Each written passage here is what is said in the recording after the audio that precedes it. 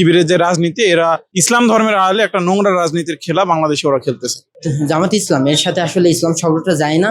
এটা নিয়ে আমি বেশ কিছুদিন ধরে ফেসবুকে লেখালেখি করছি যে জামাত ইসলামের কার্যক্রমগুলো আসলে এরকমই, ওরা ইসলামকে ব্যবহার করে ইসলাম ধর্মের আড়ালে এরা আসলে এই কার্যক্রমগুলা অনেকদিন ধরেই করছে। বিশেষ করে আমি যদি আমার রিয়েল লাইফের কিছু ঘটনা শেয়ার করি, আমি যখন প্রথম বর্ষে হলে আসি, তো আমাদের গেস্ট রুমে যে ভাইরা সবচেয়ে বেশি নির্যাতন করতো, অত্যাচার করতো ছাত্রলীগের মুখোশ ধরে। তো পরবর্তীতে এসে দেখলাম যে এরা শিবিরের মানে একনিষ্ঠ একদম উচ্চ পর্যায়ের নেতা। পরবর্তীতে 5 আগস্টের পরে প্রকাশ্যে আসলো, হল সংসদের ওরা এখন বড় বড় নেতা হয়েছে, শিবিরের যারা পদধারী নেতা। তো ওই সময় এরা সবচেয়ে উগ্র এবং অ্যাগ্রেসিভ ছিল।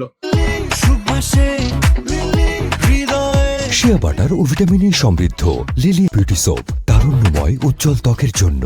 হলে আমাদেরকে নির্যাতন করার ক্ষেত্রে তো এটা অনেক আগে থেকে যে এরা গুপ্ত এদেরকে বলা হয়, তো এদের গুপ্তের আড়ালে এদের কার্যক্রমগুলো আসলে এরকম। যখন প্রকাশ্যে আসে তারা তখন নানান টালবাহানা দেয়, নানান অজুহাত দেয়, এআই থেকে শুরু করে।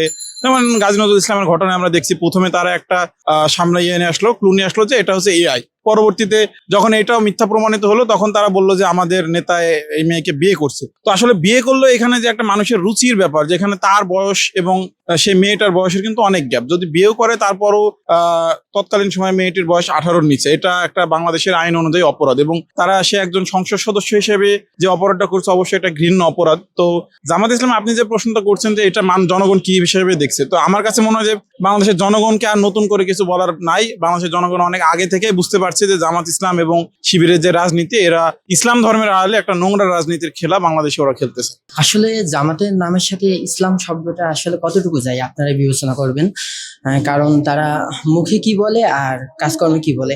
একজন ইসলামিক স্কলার, সেই ইসলামিক স্কলার সে কিভাবে একটা অবৈধ কাজে লিপ্ত হয়, সে একটা নারীকে নিয়ে হোটেলে ধরা পড়ে, এটা কোনো দিক থেকে ইসলামে সম্মত আছে কিনা। তারপরে তাদের জামাতের চার আসনের এমপি যখন ধরা পড়লো, 2 আসন সাতক্ষীরা দুই আসনের এক এমপি আবার বলতেছে এটা অনৈতিক না। এটা কিভাবে, এটা অনৈতিক? এটা তো স্পষ্ট একটা অনৈতিক কাজ, এটা অপরাধ। সে বলে এটা সামাজিকভাবে সম্মত না হলেও এটা অনৈতিক না। আমরা স্পষ্ট দেখতে পাচ্ছি যখন ওই মেয়েটা জামাতের এমপির সাথে ধরা পড়ে, তখন তাদের বিয়ে হয়নি। তো বিয়ে না হইলে এটা কিভাবে নৈতিকতা থাকে? তাহলে জামাতের সাথে কি আসলে ইসলাম শব্দটা যায়?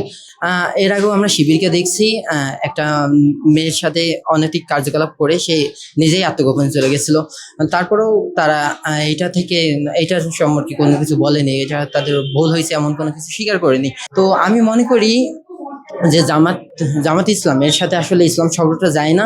এই জামাত থেকে ইসলাম শব্দটা বাদ দিয়ে তাদের রাজনীতি করা উচিত, কারণ তাদের কার্যকলাপে ইসলামের কোনো প্রমাণ আমরা পাইনি। তারা এটা ইসলাম শব্দটাকে ব্যবহার করে শুধু ধর্ম ব্যবসা ছাড়া এর বাইরে আর কিছুই করতেছে না।